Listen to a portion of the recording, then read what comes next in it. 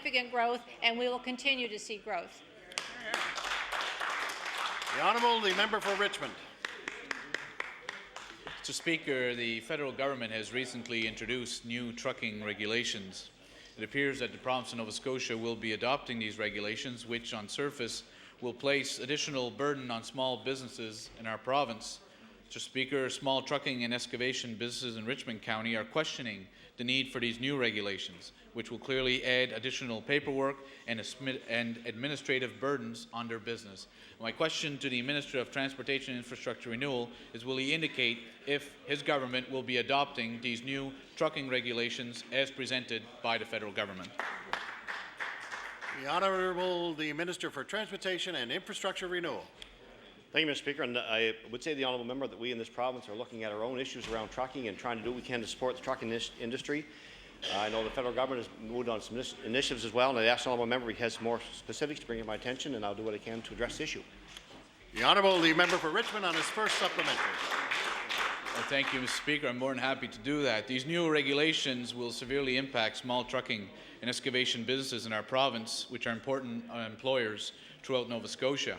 For example, Mr. Speaker, these new regulations would require dump truck drivers to keep a daily log, although we know many of these drivers will also end up during the run of a day operating a backhoe or a bulldozer. Mr. Speaker, while these new regulations have questionable safety value, they will certainly add more paperwork and red tape to these small businesses. So my question is, since your government has committed to reducing red tape for business, why would you adopt regulations that will create more administrative burdens for Nova Scotia's small business? The Honourable, the Minister of Transportation and Infrastructure Renewal. Thank you, Mr. Speaker. And again, to the member opposite, I thank you for the question. Obviously, these are issues around which the federal government has jurisdiction over the National Safety Code and Council. Certainly, we advocate on behalf of the truckers in this province, Mr. Speaker. We will continue to do so in the future. And in fact, Mr. Speaker, I've met with the president of the association here in Nova Scotia and truckers, my own area. I've heard their concerns, and we'll continue, Mr. Speaker, to advocate on their behalf. The Honourable, the member for Richmond on his final supplementary. Mr. Speaker, safety is a concern for all Nova Scotians, yet we know that most employees of small trucking and excavation business travel very short distances and are required to multitask during the day. Keeping a daily logbook will mean more paperwork for the drivers and for office staff. At the same time, one has to question what government staff will actually be reviewing these logs for accuracy. So my final supplementary is that since the government wants to reduce red tape for business, will the minister commit to consulting with these small businesses prior to adopting the proposed federal regulations? The Honourable, the Minister of Transportation and Infrastructure Renewal. Thank you, Mr. Speaker, and certainly we will consult. I want to consult with the individuals that the honourable member talks about here today. Mr. Speaker, we're trying to find a balance between ensuring that regulations protect the safety of all those motorists who use our highways, as well to support an industry, Mr. Speaker, that's facing challenges on a daily basis. But absolutely, Mr. Speaker, I look forward to consulting with those in the industry and working with them towards an agreeable end. The Honourable, the member for Hants East.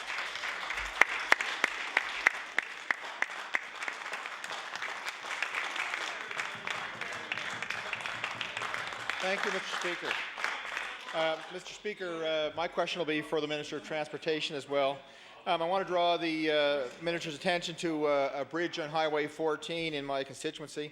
In fact, it's the last bridge before entering Hants West and referred to as the Davison Bridge. The issue, Mr. Speaker, is that this bridge is concrete, and for some years, pieces of concrete have been falling from the bridge, exposing the reinforcing steel.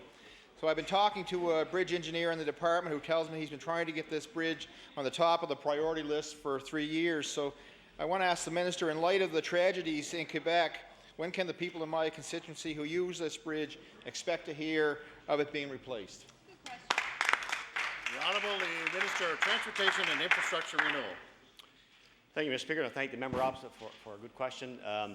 Yes, absolutely. There's a tragedy in Quebec that we want to avoid in this province. In fact, Mr. Speaker, as a result of that, there's an assessment done of bridges across this province. The only bridge in Nova Scotia, actually, Mr. Speaker, that reflects the same type of structure would be the one in Fairview. Mr. Speaker, we intend on replacing that bridge next year. The Honourable, the member for Hants East on his first supplementary. Well, I'm glad to hear that. I'd like to hear about my own bridge if I could. But, Mr. Speaker, my second question for the Minister of Transportation is regarding another bridge in my constituency. in Mill Village near Shubenacadie. Some of the staff in the department seem to think that the bridge is sinking, and others feel that it just may be shifting. They seem to indicate they think it's safe, but they are concerned about having it replaced.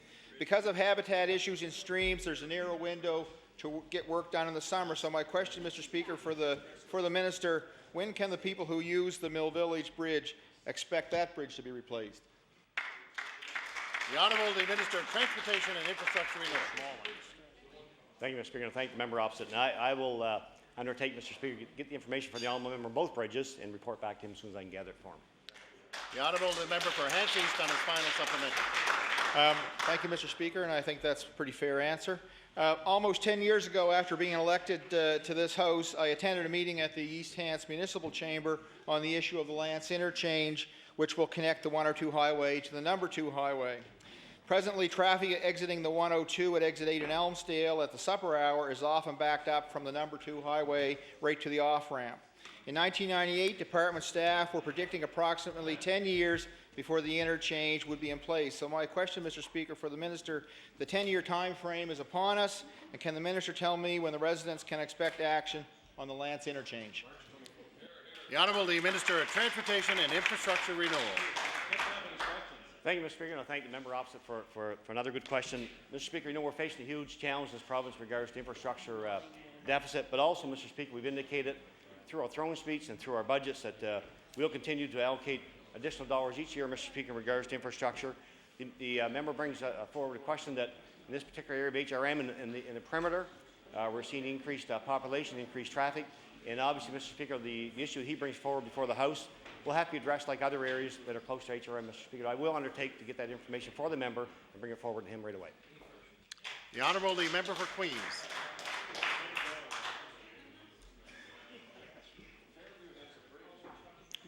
Thank you, Mr. Speaker. My question is for the Minister of Transportation. Salters Brook Bridge is a 51-year-old timber structure that handles a lot of heavy traffic. Local residents use this bridge every day, as do school buses, waste management vehicles, as well as numerous logging trucks. The bridge continues to deteriorate, and with spring thawing and flooding, there will be added stress to this structure. My question, Mr. Speaker, is where is Salters Brook Bridge on the minister's priority list? The Honourable the Minister of Transportation and Infrastructure Renewal. Thank you, Mr. Speaker, and I again appreciate the question for the member opposite. I believe that would be the one the honourable member brought forward to my attention a week or so ago. I can tell you an assessment has been done of that bridge, Mr. Speaker, and work is forthcoming. The Honourable the Member for Queens on her first supplementary. Mr. Speaker, residents and myself have been consulting with the minister on this bridge since March 2007.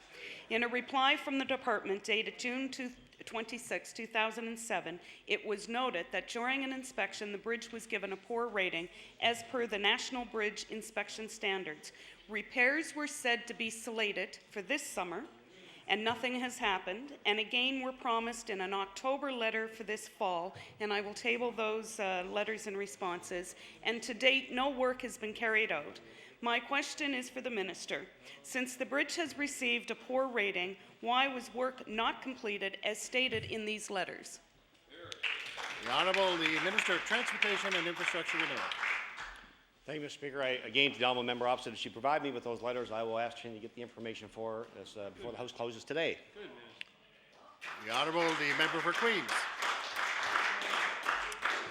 Thank you, Mr. Speaker, and I do want the minister just to be a little bit more specific, because this is a well-traveled bridge, and if this bridge collapses, this will be a very serious situation.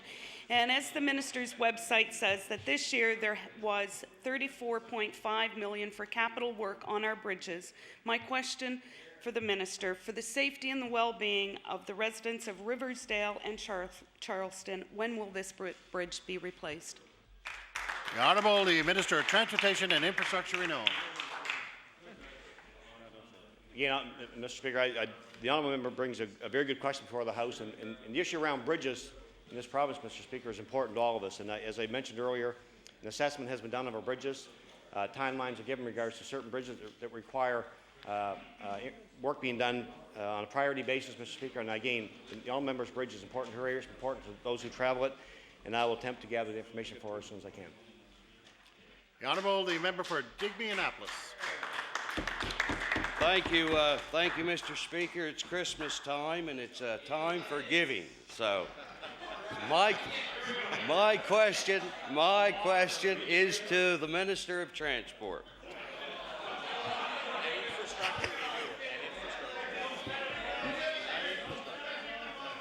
Mr. Speaker, I'm going to raise an issue again today that's been raised many times in the House of Assembly. And that issue is the unfinished 101 highway from Digby to Weymouth. For over 30 years, the people who have lived on this dangerous road have been asking, when will we get this increasing 101 traffic off our front doors?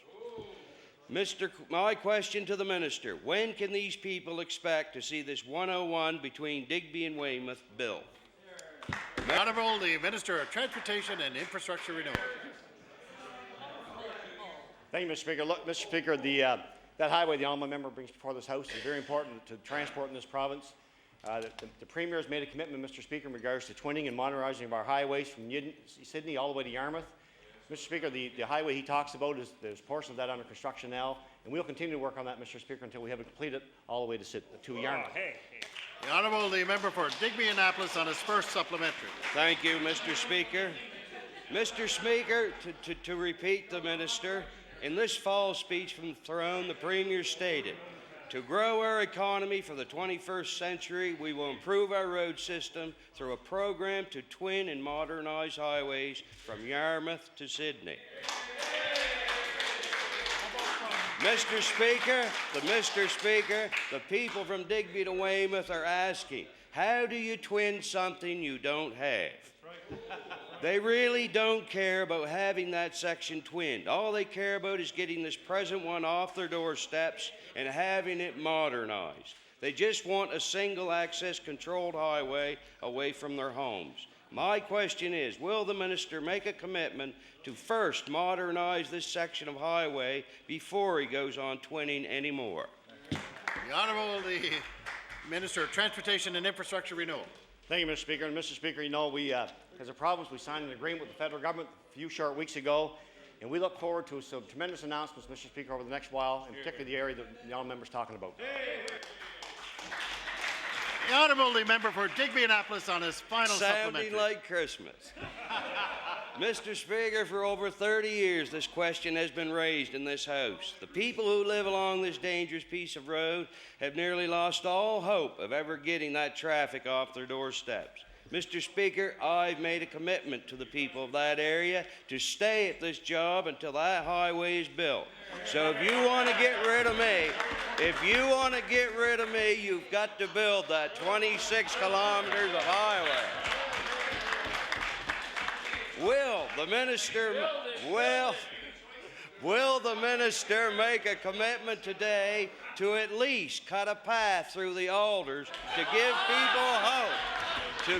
people hope that that road will be built? The Honourable, the Minister of Transportation and Infrastructure Renewal. Let's build that road soon to get clear of them. Mr. Speaker, I thought the old saying was, if you build it, they will come. He's saying if you build it, he will leave, eh?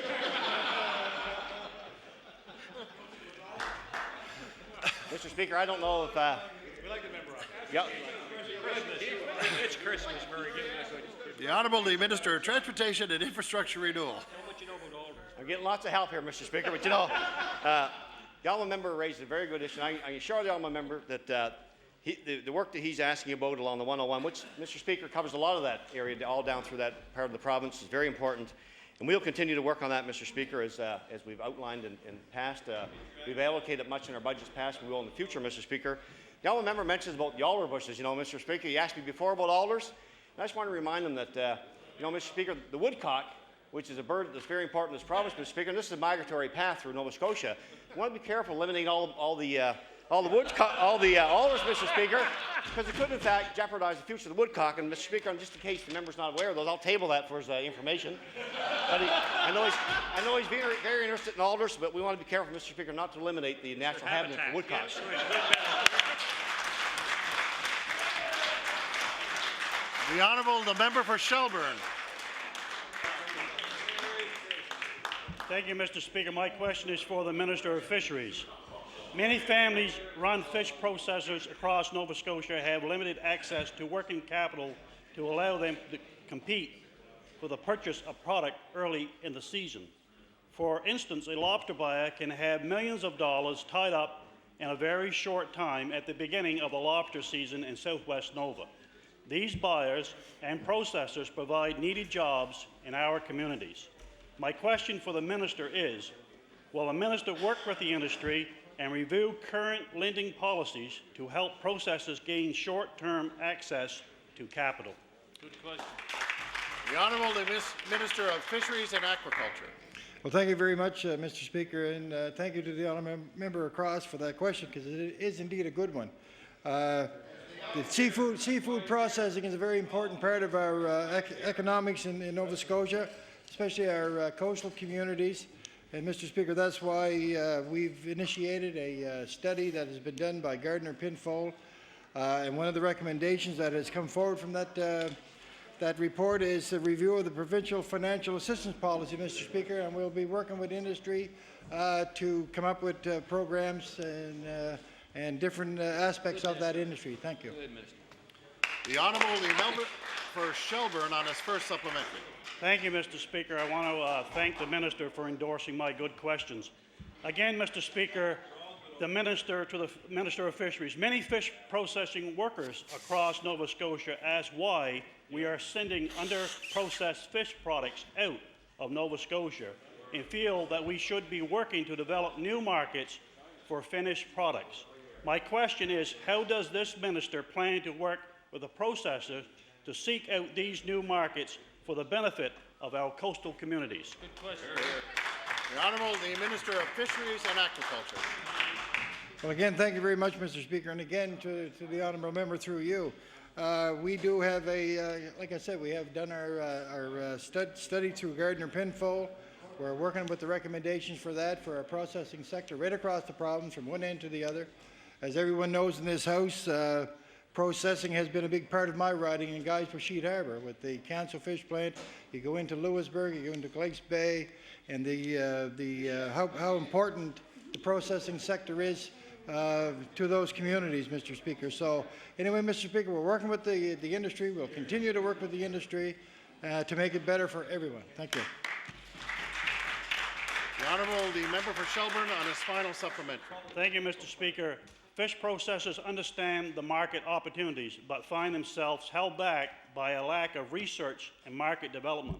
With some help in research and development, we have an opportunity to create more employment based on our fisheries. My question to the minister is, will he work with his department and all stakeholders to research and develop new market opportunities? Good question. The Honourable Minister of Fisheries and Aquaculture. Thank you again, Mr. Speaker. And again, that is part of our of the consultant's report for the processing sector. Mr. Speaker, the issue of financing processing plants and processors around the province is a contentious one. It's one where we have to be very careful what we do. We don't want to give financial assistance to one processor at the detriment of another one. So we have to be very careful what we do and how we handle that, and we will work with the industry as we move forward. Thank you, Mr. Speaker. The Honourable Member for Glace Bay. Thank you, Mr. Speaker. My question is for the Minister of Education, Mr. Speaker. Mr. Speaker, the government announced, Mr. Speaker, I'm having a little problem hearing, a little too much noise from the people on the left to my right. Mr. Speaker, the government announced the construction of a new junior high school in Glace Bay in 2003. The opening of the school was scheduled for 2007, but construction is yet to begin. Mr. Speaker, the government assured the people of Glace Bay that the project would get underway immediately, but the opening of the school has been delayed for another 2 years and will not open until 2009. So my question for the minister, Mr. Speaker, is the minister still committed to the construction of Glace Bay Junior High School? The Honourable Minister of Education. That's easy. Mr. Speaker, Thank you to the member opposite for the question, and for those people who may not have heard of Glace Bay Junior High, I perhaps give you a little bit of a background. In 2003, Glace Bay Junior High was one of the schools that was approved for capital construction, and in that process, as the member opposite would know, there is a process where a site selection has to be undertaken and a safe site located before the construction can begin. We have committed to working through that process. It has taken longer than we had anticipated because of subsidence issues in the area, but I can tell the member opposite that our commitment to Glace Bay Junior High still holds, and I will be glad to be there with him when we officially open that building. The Honourable, the member for Glace Bay on his first supplementary. Mr. Speaker, the construction and location of the new Glace Bay Junior High School is extremely important to the area because the students and parents and school administrators have been patiently waiting for it. Mr. Speaker, one of the 3 possible sites that had been identified for the new school is located outside of the riding of Glace Bay. There are about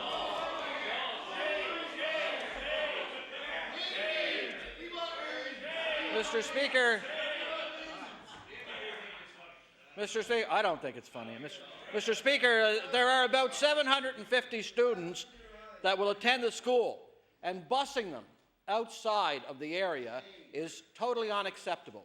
So my question for the minister is, will the minister not only keep her promise to build Glace Bay Junior High, but also assure the people of Glace Bay that it will be built in their community? The Honourable, the Minister of Education. Mr. Speaker, as I indicated in my earlier response, subsidence has been an issue with us, and site selection has taken longer because of that. Within the last few months, we were able to find a site within the residential area of Glace Bay and been able to put together a package of properties that would be large enough to accommodate that school. And at this point in time, we are looking at doing assessments on that site to see if indeed the subsidence issues are not there. Thank you. The Honourable, the member for Glace Bay on his final supplementary. And Mr. Speaker, I am aware, is the minister aware, that that site she's talking about is located in Glace Bay. The other site that is also under consideration is not in Glace Bay. But Mr. Speaker, the creation of that new junior high school has been a priority of the Cape Breton Victoria School Board since 2003. And the conditions there now, as the minister knows very well, the schools are deteriorating with decaying infrastructure and overcrowded classrooms. This is to better the lives and learning experience of the students of Glace Bay. So, Mr. Speaker, my final question for the minister is, will the minister make the students of Glace Bay her top priority, commit to the construction of the Glace Bay Junior High School in Glace Bay? The Honourable, the Minister of Education. Mr. Speaker, my commitment will be to the students of Glace Bay to build them a $16 million school on a safe site. Thank you. The Honourable, the member for The Honourable, the member for Dartmouth South, Portland Valley. Thank you, Mr. Speaker. My question is for the Minister of Community Services. The U.S. Centre for Disease Control estimates that 1 in 150 people have some form of autism spectrum disorder. For families in Nova Scotia, the struggle continues to ensure that all children benefit from early childhood intervention. The Minister's pilot project is only serving a small portion of the children under 6 who would benefit from intervention. My question to the Minister, why are so many children with autism going without the services that offer them the best chance in life? Excuse me. The Honourable, the Minister of Community Services. Thank you very much, Mr. Speaker. To my honourable colleague across the way, Mr. Speaker, we have invested over $140 million as an early learning and child care plan, Mr. Speaker, for the very purpose, Mr. Speaker, of ensuring that we give children and youth in this province an opportunity, Mr. Speaker, to partake in all aspects of the best possible advantages at an early age we can, Mr. Speaker. Components of that plan, Mr. Speaker, include a wide variety of options and programs, and we'll continue, Mr. Speaker, to work with early interventionists, to work with our child care teachers, Mr. Speaker, across the province, and we will continue, Mr. Speaker, to do the very best we can for the very young in this province, Mr. Speaker. The Honourable, the member for Dartmouth South, Portland Valley, on her first supplementary. Thank you. Specialized child care in this province is far more expensive than other families have to pay, and not every child is able to get into those special placements. Mr. Speaker, equally concerning to families of autistic children is the lack of respite services. The service is income tested, excluding many families from qualifying for relief. Parents of children with autism spectrum disorder face high personal and financial costs. So those income limits should be raised. I ask the Minister, when will she review the income limits for respite care for these families? The Honourable, the Minister of Community Services.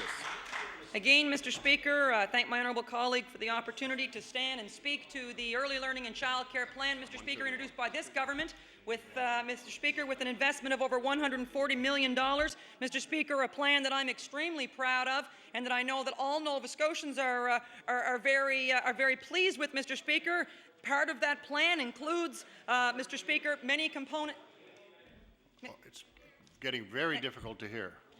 You can't hear me? Mr. Speaker, that's likely the first time in my life that would tell anyone's you ever how said they difficult it couldn't is to hear hear. me, Mr. Speaker. That would show you how difficult it is to hear. I'll try my best, Mr. Speaker, to speak a little louder. My goodness, I don't think I've ever been accused of not being able to be heard, Mr. Speaker. However, let me Maybe try we just again. cut down on the noise and you don't have to speak any louder. Oh, okay, thank you, Mr. Speaker. So again, Mr. Speaker, the $140 million early learning and child care plan that we're extremely pleased with, Mr. Speaker. Part of that, Mr. Speaker, I was extremely pleased just this past month, Mr. Speaker, to be able to announce that the income levels for subsidized child care, Mr. Speaker, would indeed be adjusted, Mr. Speaker, to allow for more low-income families, Mr. Speaker, to take part in those very valuably needed subsidized child care spaces, Mr. Speaker. The Honourable, the member for Dartmouth South, Portland Valley, on her final supplementary. Thank you, Mr. Speaker. These families are exhausted, and they need help now. Another factor that excludes many families from respite care assistance is a child's IQ. As many families will tell you, autistic children with relatively high IQs can still have extremely challenging behavior. So I ask the Minister, will she sit down with the families of children with autism and look for ways to improve respite and other supports? The Honourable, the Minister of Community Services.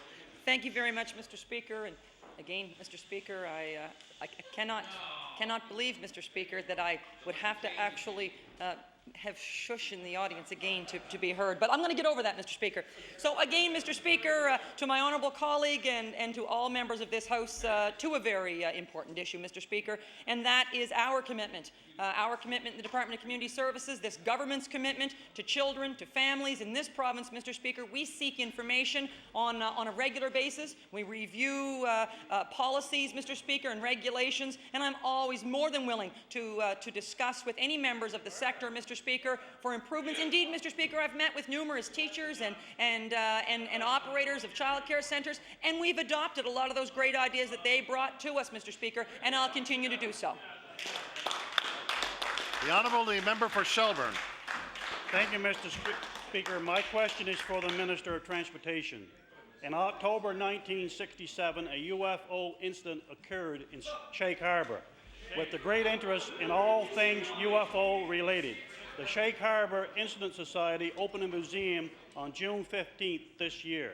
The problem being expressed to the Society is that people are having problems in finding the community due to the lack of signage for Shake Harbor. My question to the minister is, will he have this department put in the proper signage for this village? The Honourable the Minister of Transportation and Infrastructure Renewal.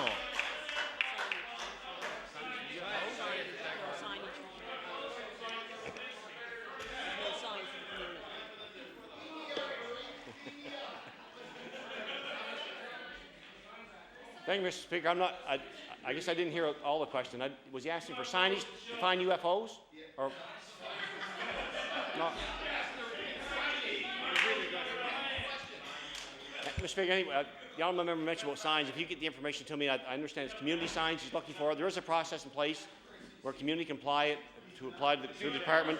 For consideration for signs, Mr. Speaker, if the honourable member will get that information to me, I'll certainly advance on his behalf. The Honourable the Member for Shelburne on his first supplementary. Mr. Speaker, there are no signs at the exit leading to the municipality of Barrington to direct visitors where they should turn to get to Shake Harbor. Mr. Speaker, we know that visitors want to find Shake Harbor, as the incident in 1967 clearly shows. So will the visitors from throughout this university wanting to be able to find the museum? The local community is hoping that they will not have to wait light years for signage.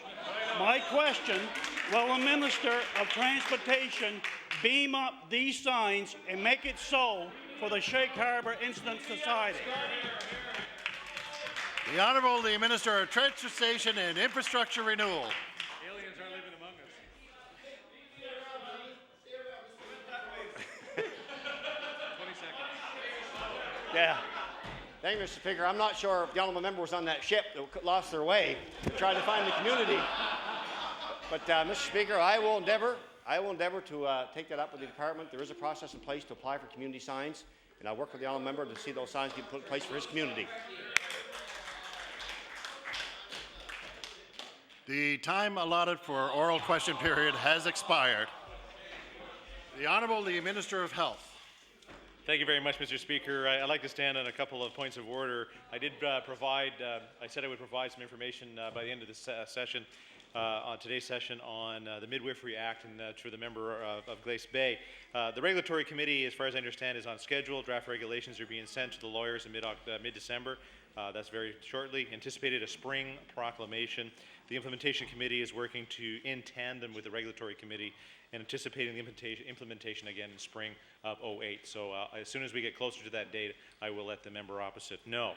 On the second item, to my response during QP yesterday, I made reference to a comment of the member of Queens about a visit to a BC P3 Diamond Center. I may have misconstrued everyone's enthusiasm during the subsequent discussion and social time. With that, I retract my comment and I apologize to the member from Queens.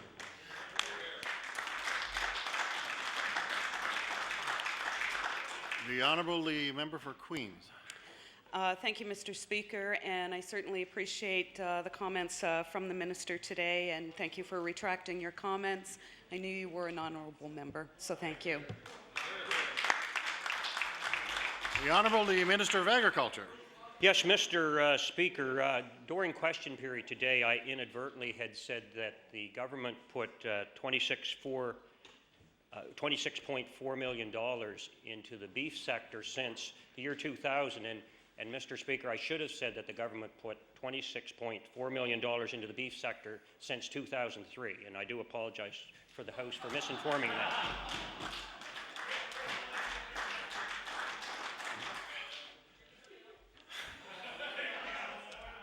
The Honourable the Minister of Transportation and Infrastructure Renewal. No, thank you, Mr. Speaker. No, it's not about UFOs or woodcocks. It's the honourable member asked me the question in regards to Davison Bridge during question period. Just wanted to inform him. Too bad it wasn't Christmas year-round. But anyway, Mr. Speaker, the answer is that bridge will be done this year. Upcoming.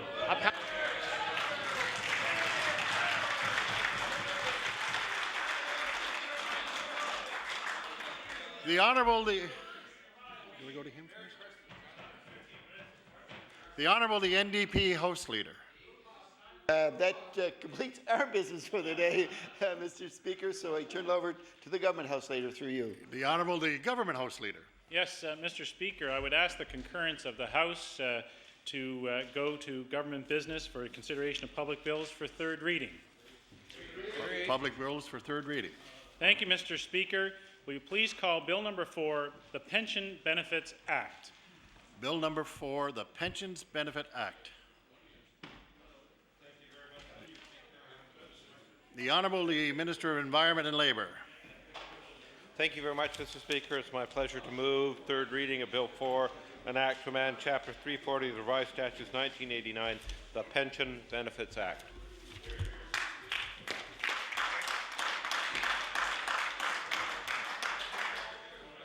The Honourable the Member for Pictou East.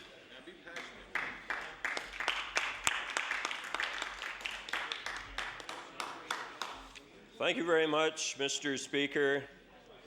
I rise in support of Bill number 4, and I would like to first begin with some congratulations. I would like to extend congratulations to the United Steelworkers Union, to the folks who worked so hard to keep this issue in the forefront.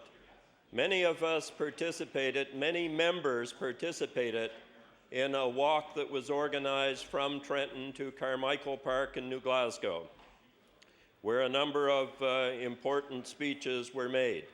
And I know, Mr. Speaker, that you yourself even were present that day, and a number of others, including the leader of the official opposition. In particular, I would like to thank some of the local union people, Dave Fanning, the president, and Don Murphy, and also Lawrence McKay. And we had support, a very passionate support from Ontario, from Marie Kelly and Dennis DeVoe.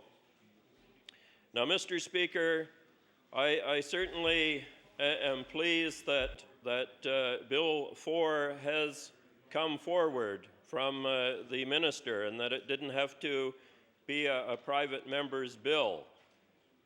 Having said that, I do have some concerns.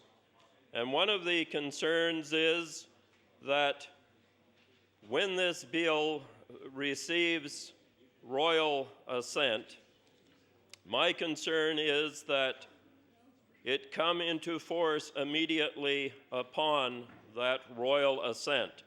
This is of the utmost importance.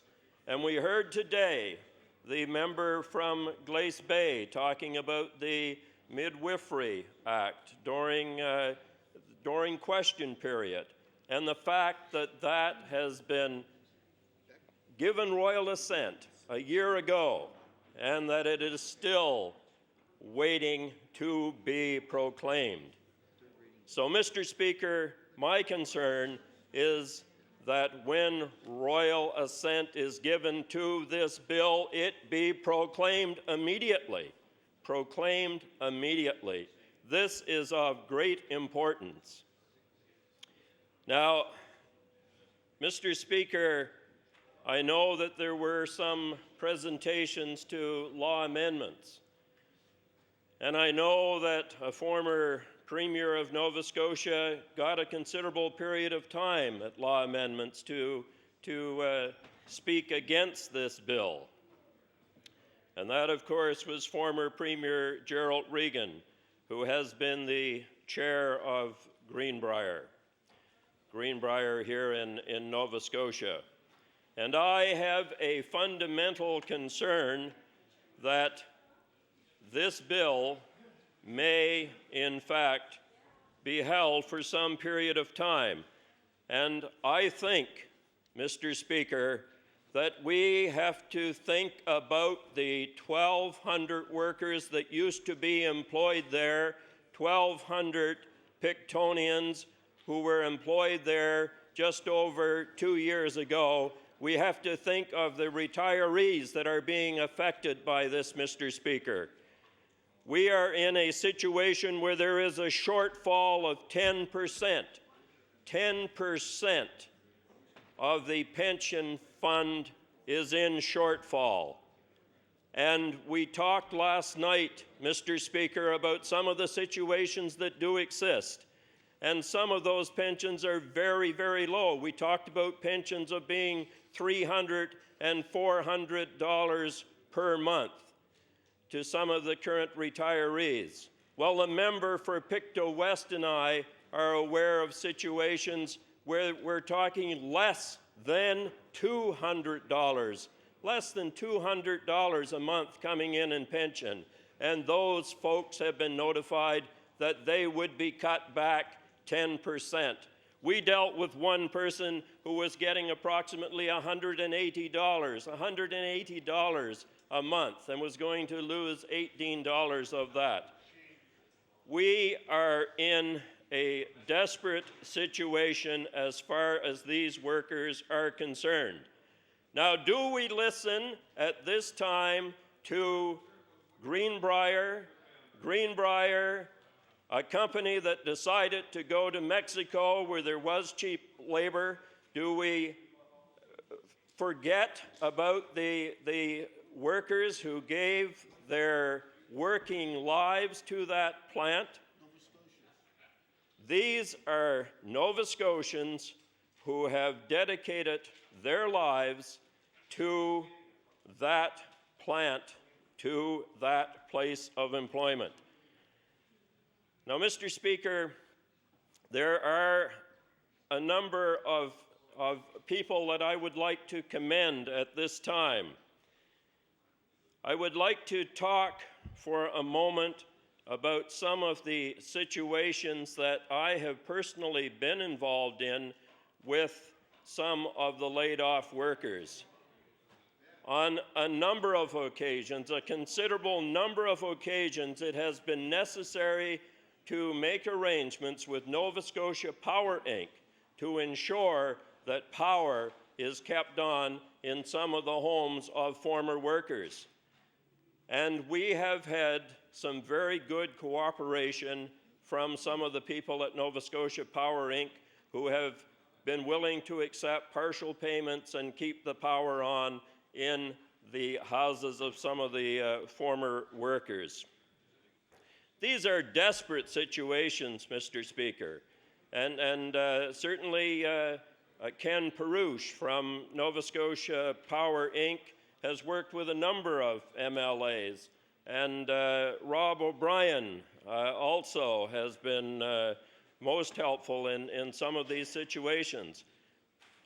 Also, the community services people in Pictou County have gone above and beyond the normal call of duty to try to look after some of the people that have been affected.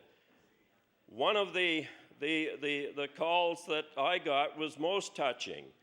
I think of a situation where a person who had worked in Trenton Works for 13 years, a person had worked at Trenton and had never, of course, received any benefits from community services, and came forward to me in a situation where there was no baby food in the house, where there was no food for other children as well, no food for the family. So quickly arrangements were made with a food bank, and we had some good work done by community services. Mr. Speaker, there are a number of things that I could say about the social problems that have been the result of Greenbrier moving much of its operation to Mexico. But I do want to say that we've had some positive things that have occurred as well, Mr. Speaker. And one of those things is a transition center that has been set up. And this transition center has done some excellent work. The transition center has helped a lot of people in retraining. It has helped a lot of people in trying to get jobs elsewhere, and certainly people like Robin Jardine from the Department of Education. They have done a tremendous work. I could name a considerable number of people. There is good work being done by the Pictou Regional Development Commission as well. And I certainly realize that others want to speak on this, but I am very passionate about the situation. I will confine my remarks to the fact that we are dealing with December the 14th as a date for the bid proposals to come forward. And this really accentuates the need for this bill to be proclaimed upon royal assent, to actually come into force when it does receive royal assent.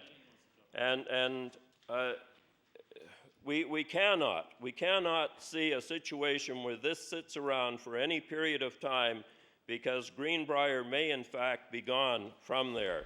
So let's be concerned not about the we have to look at all concerns, of course, but our primary concern should be to the workers at Trenton, the displaced workers, and please get this proclaimed as quickly as possible. And that's my plea on behalf of the people of Pictou County. Thank you very much. Thank you. The honourable member for Cape Breton South. Thank you very much, Mr. Speaker. Mr. Speaker, I'll just be a couple of moments on this bill, but there's a couple of things I would like to say on it. And first of all, I'd like to congratulate the government for bringing this bill forward because it is a serious situation for the workers at Trenton. And the fact that the government brought it forward sends a signal to me, and I hope to all members of the House, that the government is as concerned about the workers at Trenton as the other two political parties are here in the House. In regards, most people know my views philosophically on what happens in this House on royal assent, and I've always said that the House should have the ability that to know that when they leave this chamber, that the bills that are duly passed here are going to be proclaimed, or going to be in effect, because this is the will of the House. It's the will of the House of Assembly that a bill that passes third reading become law in this province. Now, in terms of this particular bill, number one, the bill is going to pass through the House, and that's good for the workers at Trenton. It's good for perhaps as a bill that could perhaps be used in the future for other similar situations that occur from time to time with business leaving the province. And what I heard during the debate last evening was a commitment from the government that this bill would be proclaimed. And I accept that as the government's word. If the government's telling me they're going to proclaim this bill in the interest of the workers at Trenton, Mr. Speaker, we support the bill, and I believe that to be the case. I've talked to the government House Leader, and he tells me that that's going to be the case, and that satisfies the Liberal Party, and let's just get on with proving this bill and have this bill come into law and for the protection of the workers at Trenton and other workers in the province that may need that protection in the future. Thank you, Mr. Speaker.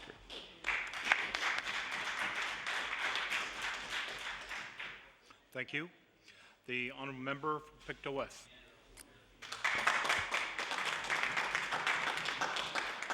Well, thank you, Mr. Speaker, and I too am pleased to have a few minutes to stand and rise and support Bill number 4, the Pensions Benefits Act, or I guess it's officially known as an Act to amend Chapter 340 of the Revised Statutes 1989, the Pensions Benefits Act. And I certainly support this as being good legislation. In fact, you know, we were quite prepared to bring private members' bill forward, as I know the others were in this House, that because it's the right thing to do, that people after they work a lifetime of work in an industry, whether it's at Trenton Works or at a chocolate factory or at a fish plant or at a chicken processing facility, it's important that after a lifetime of hard work that they do get a pension. They do deserve a good quality of life after retirement, and that's what this bill is trying to do, to protect pensions in situations where companies perhaps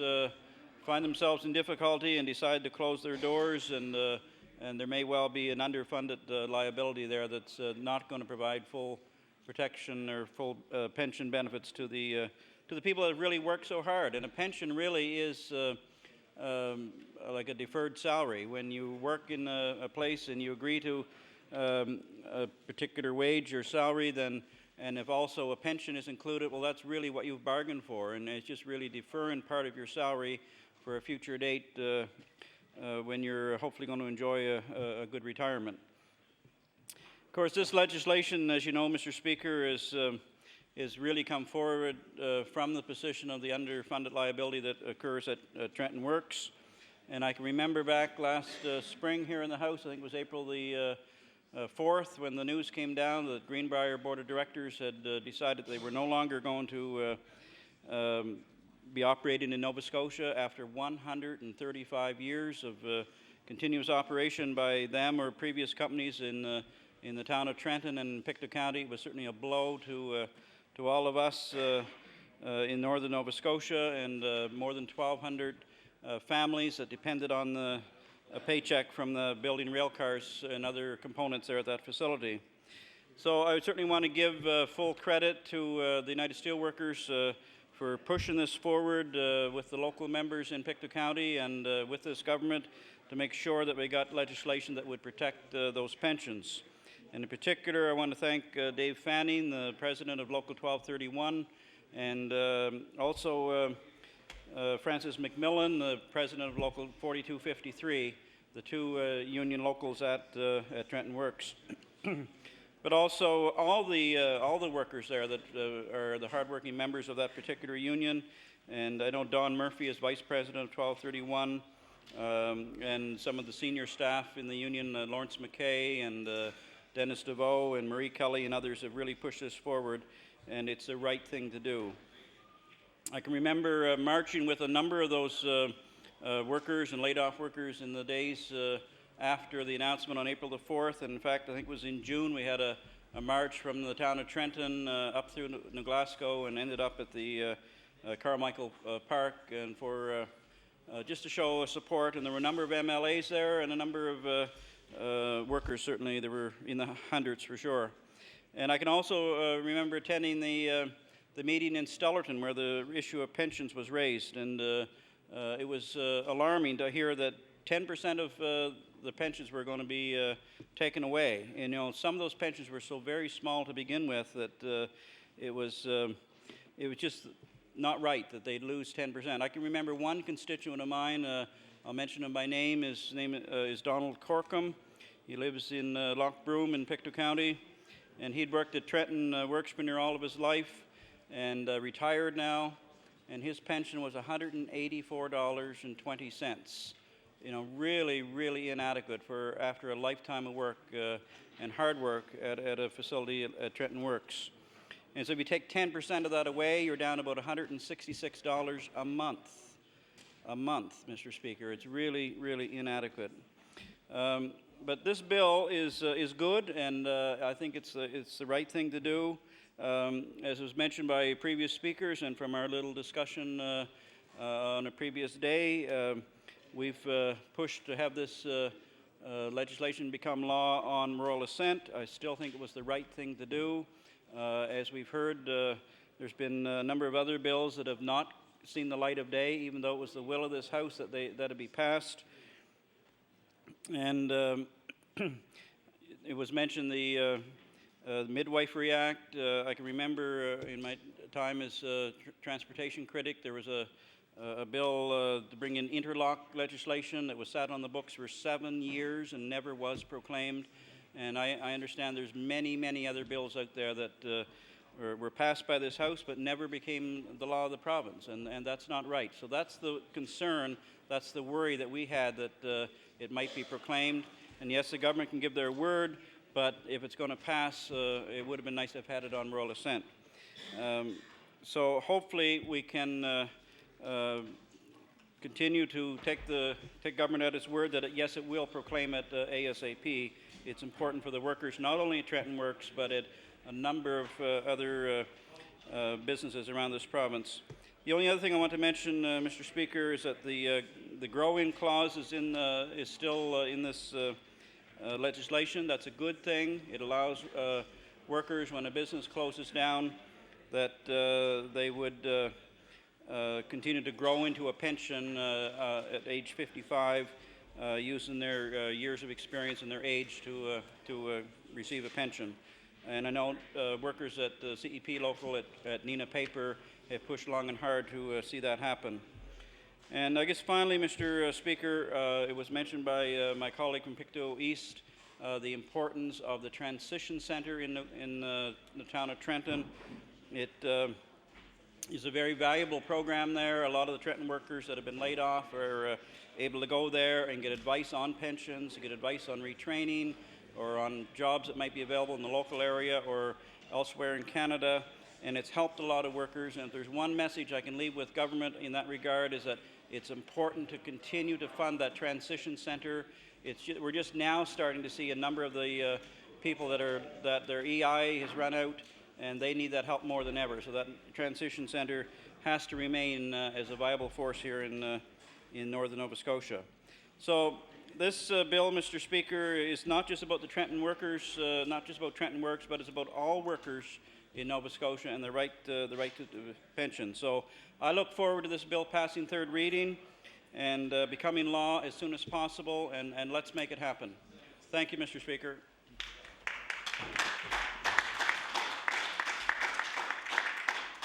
Thank you. The Honourable, the member for Preston. Thank you, Mr. Speaker. I'm just going to speak briefly on this bill. I too want to congratulate the government and thank the government for bringing this very important bill forward. And we talk a lot about Trenton Works, and one issue that I brought up before and I'm very nervous about for the workers at Trenton is, indeed, can we enforce the bill? Hopefully the answer is yes, and hopefully the government will have some innovative ways to do that. But I also want to briefly talk about the Moyers Candy Factory. That seems to get lost here when we go through, when we talk about the Trenton Works, which is very, very important. Moyers Candy Factory has been around here, from what I understand, a lot longer than Trenton Works, and they will never come back to Nova Scotia. And we've lost a tremendous number of well-paid jobs in the community here in HRM. The only difference is HRM is a lot bigger area, and people have more employment opportunities than they do. But the economic impact of the individuals is just as difficult, and families won't realize this until they find out, indeed, if this bill hadn't been passed, and that the pension was maybe only 90% of what they thought it would be. So I just wanted to add that, and again I want to concur that we fully support this bill, and hopefully it will help workers in the future to ensure when they retire that they have a good retirement income, and they will indeed be able to look after their families. Thank you.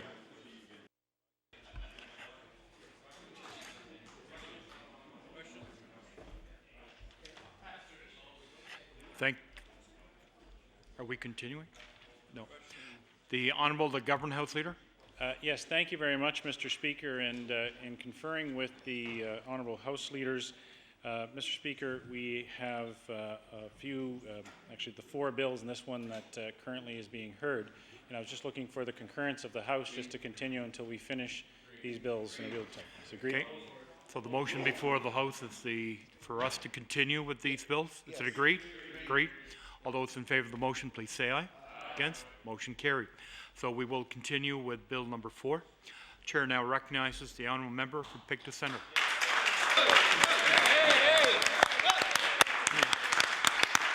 Thank you, Mr. Speaker.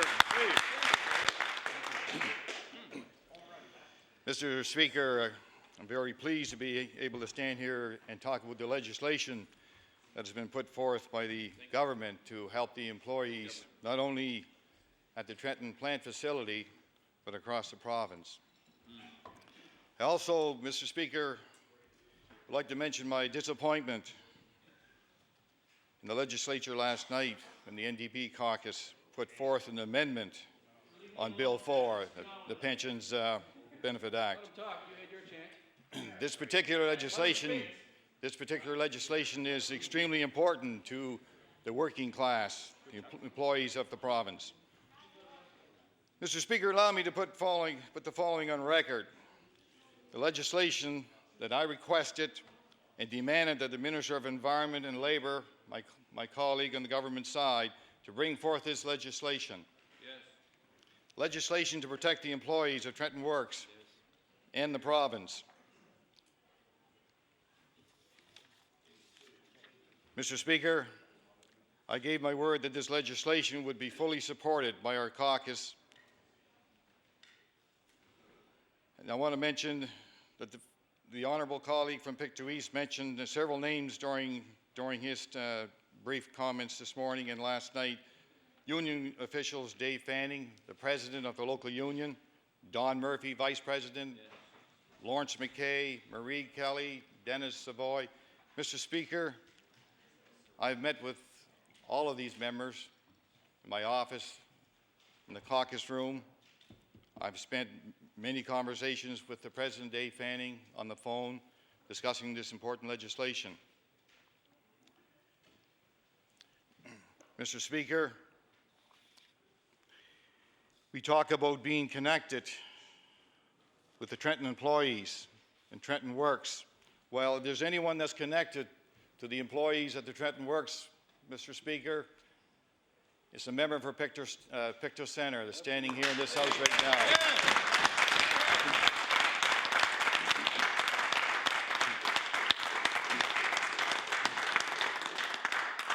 Mr. Speaker, I personally know the majority of workers in the Trenton plant.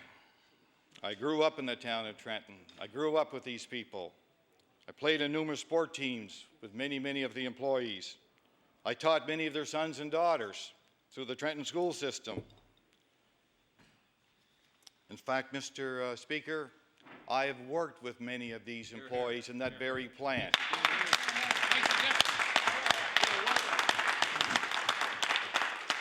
And I have the greatest respect for these highly skilled employees who have worked and toiled for many years in this plant.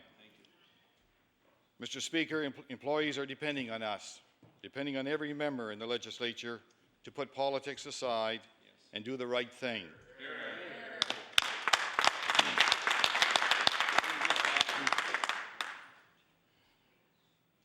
This legislation, I'm very happy that it's moving very quickly now, and the moment where it'll be taken care of at the end of the session, and to be able to present this to the employees in Trenton will be a very satisfying thing for me. Mr. Speaker, talking about connections with the employees in the Trenton plant, may I take this moment to say that my great-grandfather, James Dunn, was a member of the first crew that poured steel in British North America, which occurred in 1883 at the Trenton facility. He worked for a period of 64 years in this plant, retiring at the age of 84 in 1947. You're working for him now, buddy. And I'm working for him now. Great. His son, Alan Dunn, worked for 54 years, Mr. Speaker, in this plant. My father worked 46 years in the machine shop in the Trenton facility. So, Mr. Speaker, I'm glad common sense is prevailing. This important legislation has been put forth in the House, and I'm very pleased to see it being carried through to its completion.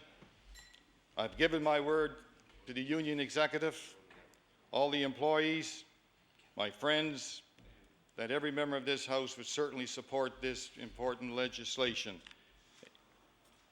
And I'm very pleased that the Minister of Environment and Labour, when I spoke to him back in July, and he promised me that he would take this legislation to the House to support the workers, the plight of the workers in Trenton, to improve their pension in the future years to come. And we will deliver this pension legislation, Mr. Speaker. Thank you.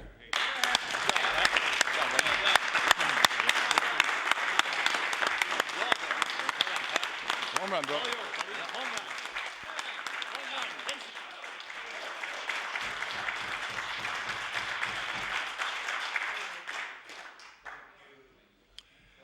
I will now recognize the Honourable Minister of Environment and Labour to close debate on Bill number 4. Thank you very much, Mr. Speaker. I want to thank all the members from all sides of the House for their support for this legislation and their concern for the workers.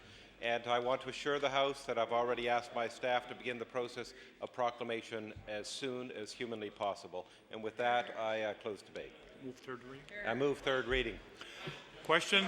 The question before the House is for third reading on Bill number 4, the Pension Benefits Act. Is the House ready for the question? Question. All those in favour of the motion, please say aye. Against? Motion carried. Bill 4, entitled An Act to amend Chapter 340 of the Revised Statute 1989, Pension Benefits Act. Order that this bill do pass. Order that the title be as read by the clerk. In order that this bill be engrossed. The Honourable the Government House Leader. Yes, Mr. Speaker, I'm pleased to rise to move third reading of Bill number 16, an act to amend Chapter 214 of the Revised Statutes 1989, the Human Rights Act. And very briefly, I want to thank all my colleagues in the House from all sides that have provided their input and feedback on this bill, Mr. Speaker, and I want to assure them that we are all committed to making sure we have the strongest human rights legislation possible in this legislature or in this province. And through this legislature, we're achieving that, working with the Human Rights Commission. And again, I want to thank all members for their interventions with this bill. Thank you. Question. Is the House ready for the question? All those in favour of the motion for third reading on Bill number 16, please say aye. Against? Motion carried. Bill 16, entitled An Act to amend Chapter 214 of the Revised Statutes 1989, the Human Rights Act. Order that this bill do pass. Order that the title be as read by the clerk. Order that this bill be engrossed.